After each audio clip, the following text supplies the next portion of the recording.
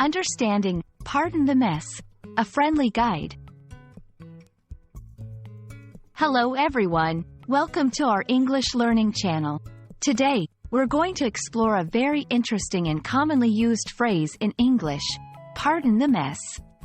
This phrase is often heard in everyday conversations, and understanding its meaning and usage can be really helpful for English language learners. So, let's dive in. Pardon the mess is an idiomatic expression used to apologize for the disorder or untidiness in a place, usually one's home or workplace. When someone says, pardon the mess, they are basically asking for your understanding and forgiveness for not having the place in perfect order.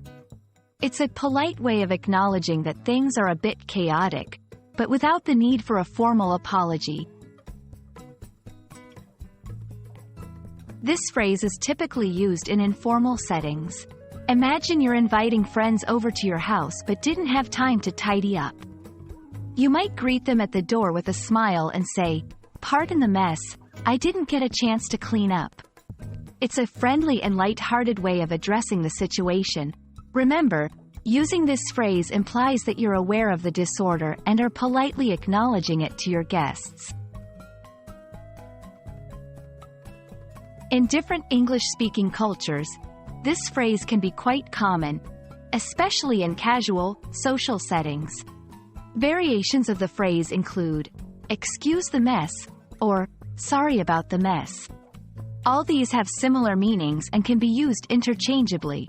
However, it's important to note that these phrases are more common in informal situations and might not be appropriate in very formal or professional settings.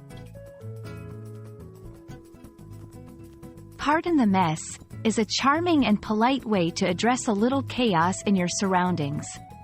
It reflects a hospitable and considerate attitude, making guests feel more comfortable in a less-than-perfect setting. We hope this video has been helpful in understanding this common English phrase.